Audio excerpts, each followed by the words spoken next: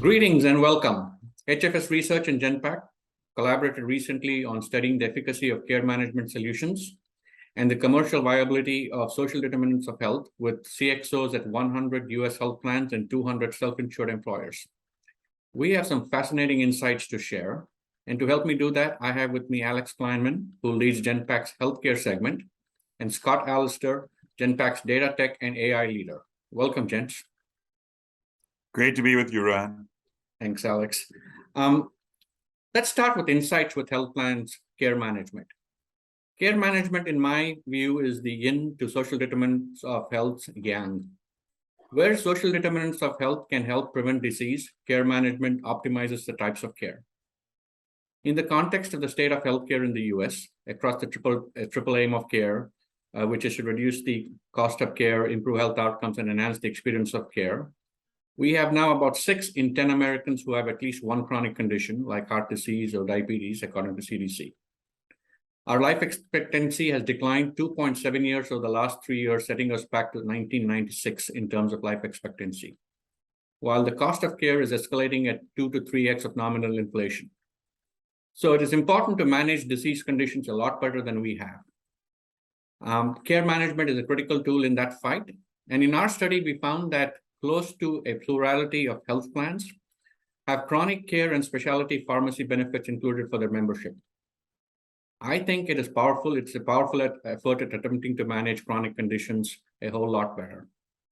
So, Alex, what specific learnings from this study with respect to care management can you incorporate into your offerings to health plans? Yeah, thanks so much for the question, Rohan. Very, very exciting research that came out of this study. And it's really clear from it that, payers very much understand the importance of and are investing in care management, and perhaps in some sense are in the migration from sort of more passive transaction processors, utilization managers, risk managers, to being more active service providers to their patients. And, care management's a huge part of that. I think, our offering strategy is to try to equip them with some of the end-to-end capability set they need. And I think we're really focusing on 3 areas. Firstly, from a data and analytics perspective, we are investing in a payer insight platform that features a number of analytics accelerators focused on care management. And that offering set includes the underlying data architecture, engineering, data curation, the ability to do member segmentation and stratification to understand where care management investments need to be made. Behavioral analytics to determine which of a subset of members are likely to respond well to an intervention, and even analytics that help you kind of fine-tune where, how, when to intervene to improve patient adherence to therapy, change patient behaviors, et cetera. And then, secondly, really, we're focusing on experience and behavioral design of member journeys to ensure adoption and completion. A lot of this is leveraging the capabilities of one of our recent acquisitions at Genpact, RightPoint. And then finally, and probably the longest term, really development of care management managed services to support our payer clients and, of course, the clinicians within their provider networks. Fascinating. Scott, health plans have indicated that the complexity of care management tools, the costs associated with those tools, and access to data are some of the key challenges to optimizing their care management solutions.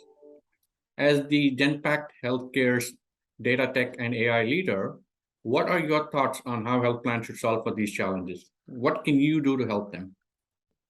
Thanks, Rohan. It's a great question, and it is certainly some of the challenges we see. I think health plans need to stay disciplined in their care management strategy and ensure that member and provider experience is strong. It's pretty easy to get distracted with all the different care management tools and capabilities that are, consistently being present in the marketplace. It's also pretty difficult and becoming more difficult to make decisions on where you make trade-offs in terms of feature enhancements, version control and upgrades, continued investment in existing technology solutions versus going into potentially purchasing new applications and solutions. So what we're doing to help our health plan clients with this particular problem is focusing on specific areas around authorization and appeals processing. We're helping health plans optimize some of their technology platforms by designing and helping them implement specific workflow improvements across authorization, submission, and routing, across provider appeals, even across survey design and data capture across multiple care settings, be it home health, SNF, rehab, acute inpatient. And we think that by combining some of that technology expertise in those platforms, the industry knowledge that we have, and the process knowledge around how to improve those workflows is actually where we find a way to help our health plan clients, sort of acclimate to some of this care management platform modernization. So that's where we see ourselves being able to help our health plan clients. Excellent. I love both the approach you and Alex are taking, making it real for health plans, because these kind of studies can become very academic very soon. Let's explore our insights with health plans' views about social determinants of health. 80% of health plans respondents indicated that they possessed a good to thorough understanding of social determinants of health, very encouraging, which to me suggests that they appreciate the framework, the potential solutions, and the possible outcomes.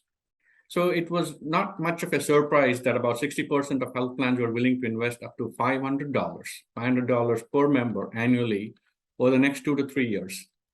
The size of the spend and the urgency tells me that they are serious about wanting to leverage social determinants of health. It also helps us quantify the level of interest and opportunities that health plans are likely going to augment their current solutions with. So with that in mind, Alex, social determinants of health has typically been in the government space. This study clearly shows that there is a commercial viability for social determinant of health solutions. How does this inform Genpact's approach to helping its health plan clients address challenges in the context of deteriorating outcomes across the triple aim? Yeah, thank you, Rohan. Again, I was super excited by the engagement level, the interest, the investment that we're seeing from payers around social determinants of health, as evidenced through the research work that's been done here. We are betting into this trend in a few ways. I think, again, a near-term approach is really focused on helping clients understand the impact of social determinants of health factors, on disease incidence, morbidity, mortality, the associated health economic burden within their patient population, but not just at that overall member population level, but really stratifying the risk, understanding segmentation analysis, which is kind of a prerequisite for any intervention that you're going to make. Mm-hmm. Interestingly, some of the capabilities to work here arise from some of the work we did supporting our clients during COVID, where we needed to pull together pretty robust epidemiological models and the ability to geolocate disease activity to enable decision making around resource investment from a payer, or even facility start down types of analyses for those clients. And now we can leverage that base data and layer on top of it things like the proximity of health enablers like fresh food, exercise, green space, or financial health data, employment, benefits, transportation, et cetera, and use those all to develop, again, pretty robust stratification and segmentation models that our clients can use to kind of aim their interventions better. I'd say that's kind of the near-term approach we're taking. I think in the long term, there are a lot of very exciting and more innovative approaches, which I would say are kind of a little more early stage for us. And I think the most intriguing idea is a partner ecosystem that provides payers with more turnkey approaches, to a network of technology, service partners, information partners, community organizations that you would need to intervene effectively in a coordinated fashion to really modify the social determinants for your members from an education perspective, from a decision support perspective, and from a servicing and care management perspective. So that's something that I think is an idea we're a little bit workshopping to see what we can do with it in the future. Indeed. Scott, 50 to 60% of the health plans in the study indicated that they provide up to 17 different member benefits, such as employee assistance programs, gym membership, nutrition, education, and more. Now, most of these employee benefits or member benefits are social determinants of health solutions, but health plans are not quite using them in that fashion. Given your deep expertise in data and analytics and so on, how do you think health plans can utilize the underlying statistics from member utilization of the benefits and to be able to achieve better health outcomes, for instance? Yeah, I actually think this is a pretty exciting area. The most direct way I would answer your question, and some of the things we've actually been seeing doing, is around propensity modeling as an area to help. So what we are starting to see is this ability to take, traditional utilization information. So take, sort of claims, number of procedures, et cetera, and combine it with what we would describe as a bit of a digital engagement proxy score. So think of that as being a way to look at assessment data, SMS data, web and app data, email sign-up information, but it essentially, sort of measures the level of interaction that members actually have with their health plans, which helps target interventions to those that are most likely to engage with a particular service. So we've seen this as we look at, sort of what people are likely to convert or not convert to, let's just say, mail order drugs versus sort of going into a retail pharmacy, especially if those members happen to have pretty complex pharmaceutical needs and transactions that take place. So if you think about using that sort of engagement score combined with some of your traditional utilization data and metrics, we think it's a pretty powerful way to actually do more targeted interventions to actually improve healthcare outcomes. And I think as we see these different social determinants of health solutions, or even if we get into the more, sort of prevalent and, sort of headlines around STARS performance for 2023, the way that you engage with your membership base to close those gaps in care, it's less about identifying who are the individuals that are needing to close gaps in care or needing to leverage those social determinant of health solutions. And it's more about finding the right population that is the most likely to engage in the solutions that you have and focusing your energy on that population. And the propensity modeling is one of the ways that we've done that in the market. And we see that being a way to sort of have a more proliferated impact on social determinants of health, improving health outcomes. Indeed. Thanks for bringing that to life, Scott. I think engage is probably the right approach there. So let me shift gears a little bit and look at the other aspect of our study, which is a focus on self-insured employers. We know self-insured employers are particularly motivated to keeping their employees safe and healthy.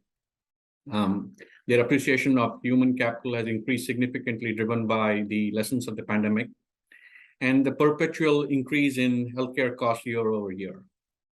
They are beginning to invest in exploring different options and models to address the health, both physical and mental health of their employees. The Great Resignation has cast a bright light on the evolving expectations of their employees. Our study found that 55% of employers were willing to spend up to $500 annually per employee on social determinant of health solutions. A quarter claimed that they already have these solutions in place, and another 60% indicated that they will implement them over the next 2 to 3 years. However, while on the social determinants of health, it's extremely encouraging in terms of the amount of investment and the urgency, on the care management side, we found that their understanding of care management and execution was a little inconsistent and needed help. As an example, they rank improving health outcomes very high and medication adherence or closing care gaps very low, which are at odds when they need to be on kind of a similar level of importance. So, Alex, what role do you see Genpact playing in helping self-insured employers with social determinant of health solutions and care management solutions? Yeah, so Rohan, I actually thought these data was perhaps the most intriguing element of the study for me. The excitement and the interest, the willingness to invest that you just mentioned, which makes sense because, beyond the factors, the health economic factors, the clinical outcomes, the STARS ranking that might motivate a payer, employers have things like attrition, productivity at work, absenteeism, and so on to consider as additional value elements that they can drive. But also, to your point, the sort of variability of their engagement across some levers that those of us who are kind of students of the space would say are things that need to go together was very, very interesting. And for us, this poses an interesting challenge because historically our healthcare business at Genpact here has been really focused on kind of the payer provider and perhaps distribution, retail, health technology segments. And we've not really been engaged in offering some of our capabilities and solutions to the employer population. But of course, Genpact does business with large employers across a variety of segments, and it represents a really interesting entry point and a growth opportunity for us. I've talked quite a bit about the work that we're doing in the area of analytics for payers and providers. And certainly some of the things I talked about earlier in our discussion could be leveraged to give more information to a employer benefits manager, or even to aid decision support by patients or employees, et cetera. But beyond that, we are actively working at the moment with a number of providers who are developing specialized sorts of care management offerings within specific disease areas, whether it's oncology, behavioral health, other chronic diseases. And the work that we're doing is really focused on data and analytics infrastructure, process industrialization, enabling them to scale their model more effectively. And what I find fascinating is the ability to repackage the work that I talked about that we're doing, or some combination of the work of these specialized kind of health tech or disruptive clients, and taking that package to other Genpact clients in other industries outside of healthcare, with the target being their kind of HR benefits organization, and ultimately, as I say, providing information, decision support, and perhaps care management support for the employee base of those clients. So we've really just started discussions about this area, and really it's, again, responding to some of the ideas that came out of the study, but very exciting and something that we're going to pursue forward in the next months to come. Yeah, indeed. I mean, a fascinating opportunity to leverage a vertical capability and expertise you have into some sort of an horizontal capability and expertise at some point in time. Yep, looking forward to that. Let me ask you one last question, Scott. Self-insured employers clearly struggle with optimizing their care management solutions for a variety of reasons, including data management, complexity of the solutions, multiple vendors, and so on. What are your thoughts on how you would advise and help them? Look, the first place to start is to really get a very targeted understanding on the drivers of cost and the drivers of employee utilization of specific care services. Having an understanding and a better understanding, I should say, of where employees are consuming healthcare services is also ultimately going to help sort of understand what sort of care management interventions need to be deployed. I think that as we've seen the trend of self-insured employers become much, much more prolific in the marketplace compared to fully insured, the opportunities to take advantage of looking at direct-to-provider contracting, looking at ways to contract with sort of pharmacy services, as we've seen, sort of take place recently, and the ability to really look at both a combination of cost control and quality control that traditionally has been a function of health services or health plan organizations, is really more of a shift in the mindset and the sort of engagement of the benefit administrators that historically, I think, primarily have been looking at how do we, think about benefit plan design and benefit plan selection and offering to our employees. So I think it's more about this shift in being able to operate more in a traditional health plan sense from a health services standpoint. But the first step in that is to really understand where those drivers of cost and utilization are coming from. And that takes a fundamental sort of ongoing operational rigor that I think currently could be, sort of improved with some additional assistance. So I think that's sort of the first step and the most primary step that needs to take place, because then I think there's more and more opportunities to help out the employees. I think you're going to see employee satisfaction improve. I think you're going to see plan design improve. I think you're going to see preferences approve. And so I think there's a lot to be had there, but first step is making sure that it's part of the muscle of the benefit administrators. Indeed. Wonderful. Scott, thanks for that answer. Alex, appreciate your insights as well. Gentlemen, this has been wonderful having this conversation with you and sharing with the rest of the world in terms of what we've learned from this fascinating, unique study, I will say. So thanks again for your time, and we hope to talk to you soon.